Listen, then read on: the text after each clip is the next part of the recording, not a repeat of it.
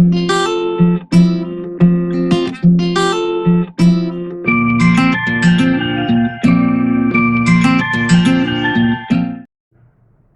Friends, elevator চ্যানেলে আমি তোমাদেরকে ওয়েলকাম জানাচ্ছি।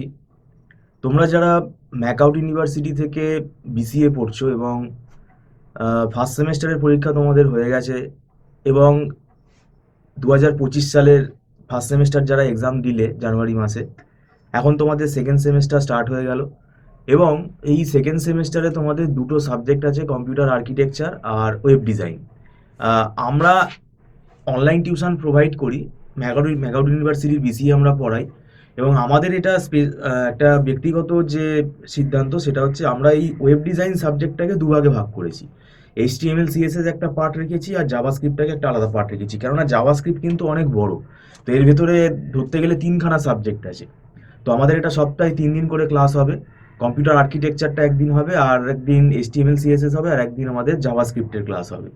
ওয়েব ডিজাইন সাবজেক্টটা আমি এর আগেও বলেছি, এটা কিন্তু মনে করো না যে ওই আমি তো কপি পেস্ট করে এইচটিএমএল তো আমি করি, আমি তো জানি, তো আমি তো স্কুলেও করেছি। ওটা ভেবে লাভ নেই। আমাদের এখানে ইউনিভার্সিটি সেমেস্টার এক্সামে কিন্তু অনেকে এই মানে ওয়েব ডিজাইন বিটেকেও থাকে একটা পেপার, এই এই পেপারগুলোতে সাপ্লি পেয়ে যায়। তার কারণ হচ্ছে খাতায় লিখে আসা ওয়েব ডিজাইন যে সাবজেক্টটা, এটা খাতায় লিখে আসা কিন্তু একটা রুলস আছে, একটা স্ট্র্যাটেজি আছে। ভুলভাল লিখে আসলে কিন্তু হবে না, এখানে ড্রয়িংয়েরও ব্যাপার আছে। সেই জন্যই বলছি যে এটা কিন্তু গুরুত্ব দিয়ে পড়তে হবে, জাভাস্ক্রিপ্ট ভালো করে পড়তে হবে এবং জাভাস্ক্রিপ্ট আগামী দিনের জন্য মানে আইটি কেরিয়ারের জন্য আমি বলবো ভীষণ ইম্পর্ট্যান্ট একটা সাবজেক্ট এবং ইন্টারভিউর জন্য খুব ইম্পর্টেন্ট সাবজেক্ট। এইচটিএমএল সিএসএস থেকে কোয়েশ্চেন যদি নাও করে ইন্টারভিউয়ার, তোমাকে কিন্তু জাভাস্ক্রিপ্ট থেকে করবেই। কারণ এখন যে সমস্ত ওয়েব ডেভেলপমেন্ট হচ্ছে, ফুল স্ট্যাক ডেভেলপমেন্ট যেটা আমরা বলছি, এখানে কিন্তু আমাদের ফ্রন্ট এন্ড ব্যাক এন্ডের জন্য কিন্তু এখন যেগুলো অ্যাডভান্স জাভাস্ক্রিপ্ট এসছে, নোট জেএস এসছে, রিয়াক্ট জেএস এসছে, ভিউ জেএস এসছে, তো এগুলো কিছুই বুঝতে পারবে না। অ্যাঙ্গুলার জেএস আছে, তো এগুলো ফান্ডামেন্টাল যে জাভাস্ক্রিপ্ট সেটার ওপরেই কিন্তু দাঁড়িয়ে আছে। আর সেই জন্যই এটা বলছি, প্রোগ্রামিং সাবজেক্ট হিসেবেই এটাকে আমরা ধরছি। আর কম্পিউটার আর্কিটেকচারের মধ্যে কিন্তু আমাদের বাস স্ট্রাকচার আছে, মেমোরি অর্গানাইজেশন আছে, পাইপলাইন প্রসেসিং আছে মানে প্যারালাল কম্পিউটিং আছে, অ্যারিথমেটিক অপারেশনসের সার্কিট আছে মানে অ্যারিথমেটিক অ্যালগোরিদমগুলো আছে আমাদের, division algorithm, multiplication algorithm, restoration non restoration method, floating point arithmetic আছে। সিপিইউ চ্যাপ্টারটা খুব ইম্পর্টেন্ট। সিপিইউ চ্যাপ্টারের মধ্যে কিন্তু আমাদের কন্ট্রোল ইউনিট আছে, এলইউ লজিক আছে, অ্যাড্রেসিং ফরম্যাট আছে, তারপরে আমাদের ইনস্ট্রাকশন ফরম্যাট আছে। এরকম কিন্তু অনেক ইম্পর্টেন্ট চ্যাপ্টার এইগুলো, এবং মাইক্রো প্রোগ্রাম কন্ট্রোল ইউনিটটা পুরোপুরি কন্ট্রোল ইউনিটেরই একটা মানে পার্ট।